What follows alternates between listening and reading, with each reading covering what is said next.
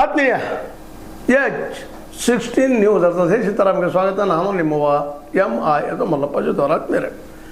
SIR ಮತದಾರ ಪಟ್ಟಿ ವಿಶೇಷ ಸಮಗ್ರ ಪರಿಷ್ಕರಣೆ. ಇದೇ ಕರ್ನಾಟಕದಲ್ಲಿ ಇದು ಏನು ವೆಸ್ಟ್ ಬೆಂಗಾಲ್ದಂಗೆ ಆಗ್ಬೋದಾ? ಒಂದು ಸರ್ವೆಗಳು ಅದೇ ರೀತಿಯಲ್ಲಿ ನಡೀತಾ ಇದ್ದಾವೆ. 100 ಜನ ಶಾಸಕರು ಸೋಲ್ತಾ ಇದ್ದಾರಾ ಅನ್ನೋದು ಒಂದು ಯಾರೋ ಸರ್ವೆ ಮಾಡಿದ್ದಾರೆ. ಇರ್ಬೋದು, ಆರಿಸಿ ಬರ್ಬೋದು, ಸೋಲಬಹುದು, ನಡೆದದು. ಬಟ್ ವೆಸ್ಟ್ ಬೆಂಗಾಲ್ದಷ್ಟು ಇಲ್ಲಿ ಪ್ರಭಾವಿ ಆಗ್ತದನ ಅದು SIR. ಹೌದು, ಅಲ್ಲಿಂದ ಇದ್ದಂಥ ಆಳದಲ್ಲಿದ್ದಂಥ ತೃಣಮೂಲ ಕಾಂಗ್ರೆಸ್ ದೊಡ್ಡ ಹೊಡೆತನ್ನು ಕೊಡ್ತು. ಅದಕ್ಕೆ ಕಾರಣಗಳು ಏನು ಎಂತು ಇನ್ನೂ ಹಂಗೆ ಚರ್ಚೆ ನಡೀತಾ ಇದ್ದಾವೆ. ಆ ಮಾತು ಬೇರೆ. ಅದರಲ್ಲೂ ಮುಖ್ಯವಾಗಿ ಒಂದು 30-35 ಲಕ್ಷ ಮತದಾರ ಒಮ್ಮೆಗೆ ಡಿಲೀಟ್ ಆಗಿದ್ದು ಹೋಗಿದ್ದು ಅದು ಕಟ್ಟಬಿತ್ತು ಅನ್ನುವಂಥ ಮಾತು ಬರ್ತದೆ. ಹಾಗೆ ನಮ್ಮಲ್ಲೂ ಈಗ 45 ಲಕ್ಷ ಮತದಾರ ಡಿಲೀಟ್ ಆಗಿದ್ದಾರೆ. ಮೋಸ್ಟ್ಲಿ ಇಲ್ಲೂ ಅದ ಪರಿಸ್ಥಿತಿ ಬರ್ತದೆ. ಕಾಂಗ್ರೆಸ್ ದಿನಗಳು ಮುಗಿದು ಅನ್ನುವಂಥ ಮಾತುಗಳು ಸಹಿತ ವಿಶ್ಲೇಷಣೆ ಮಾಡ್ತಾ ಇದ್ದಾರೆ.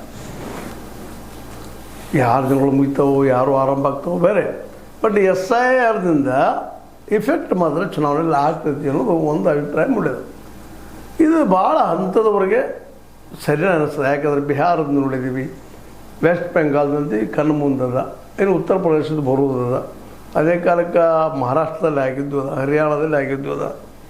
ಆದರೆ ಎಲ್ಲ ಏನು ಉತ್ತರದ ಏನು ರಾಜ್ಯಗಳಿದ್ದಾವೆ ಅಥವಾ ಈಗ ಪೂರ್ವದ ರಾಜ್ಯ ವೆಸ್ಟ್ ಬೆಂಗಾಲದ ಅದು ಇಲ್ಲಿ ರಿಪೀಟ್ ಆದೀತಾ ಅಂತೇಳಿ.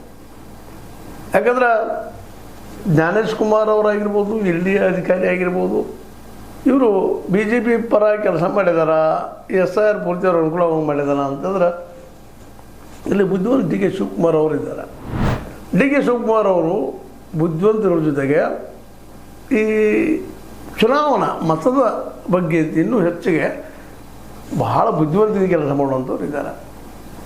ಹೀಗಾಗಿ ಮೋಸ್ಟ್ಲಿ ಇಫೆಕ್ಟ್ ಆಗಲಿಕ್ಕಿಲ್ಲ ಅನ್ನೋದು ಕೆಲವರು ವಾದ. ಆದ್ರೆ ಇಲ್ಲಿ ಏನು ಕಾಣ್ಲಿಕ್ಕತ್ತದಪ್ಪ ಅಂತಂದ್ರೆ ಆದರೂ ಆಗ್ಬೋದು. ಹೆಂಗಂದ್ರೆ